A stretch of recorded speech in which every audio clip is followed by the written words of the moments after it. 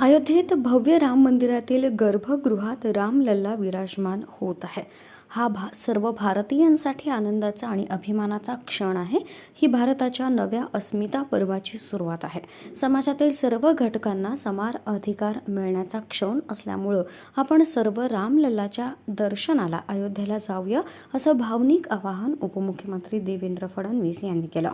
अयोध्या इथं प्रधानमंत्री नरेंद्र मोदी यांच्या हस्ते राम मंदिराच्या गर्भगृहात रामलल्ला विराजमान होणाऱ्या क्षणाचा साक्षीदार होत असल्याचा अभिमान आहे. हा क्षण रामनगर येथील राम मंदिराच्या परिसरात लावण्यात आलेल्या भव्य स्क्रीनवर बघण्यासाठी देवेंद्र फडणवीस उपस्थित होते. या सोहळ्यानिमित्त आयोजित कार्यक्रमात मार्गदर्शन करताना ते बोलत होते. श्री राम जन्मभूमी ट्रस्टतर्फे आयोजित या कार्यक्रमास सुरेंद्र पांडे, माजी आमदार डॉक्टर आशिष देशमुख, शैलेश जोगळेकर, संजय बंगाले, जयप्रकाश गुप्ता, श्याम बत्तरकिने, प्रणिता फुके, अश्विनी जिचकार, संदीप गवई आदी उपस्थित होते. भारतीय इतिहासात 22 जानेवारी हा महत्त्वाचा दिवस असल्याचं सांगताना उपमुख्यमंत्री फडणवीस म्हणाले, राम जन्मभूमी मुक्त करण्यासाठी अनेक आंदोलनं झाली. तसंच स्वातंत्र्यानंतर यासाठी संकल्प करण्यात आला. राजकीय स्वातंत्र्यासोबत आध्यात्मिक स्वातंत्र्यासाठी सुरू असलेल्या आंदोलनामुळे अयोध्या इथं भव्य राम मंदिर पूर्ण झालं. कारसेवकांचं बलिदान तसंच कोठारी बंधू यांनी भगवा प्रस्थापित करण्यासाठी केलेला संघर्ष अतुलनीय होता. सर्वांच्या त्यागातून व बलिदानातून आज भव्य राम मंदिर निर्माण झालंय.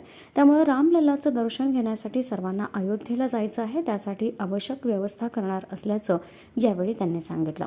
प्रारंभी रामनगर येथील राम मंदिराला भेट देऊन श्रीरामांचं दर्शन घेतलं. अयोध्या येथील श्रीराम मंदिरात रामलल्लाच्या मूर्तीच्या प्रतिष्ठापनेचा क्षण सर्वांना अनुभवता यावा, तसंच या क्षणाचे साक्षीदार होता यावे यासाठी या परिसरात LED स्क्रीनद्वारे या ऐतिहासिक सोहळ्याचं थेट प्रक्षेपण करण्यात आलं.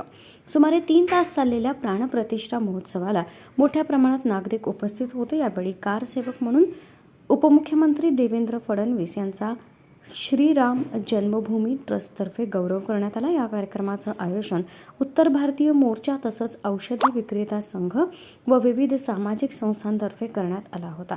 बंजारा समाजाच्या महिलांनी पारंपरिक नृत्य करून राम जन्मभूमी उत्सवामध्ये आपला सहभाग नोंदवला.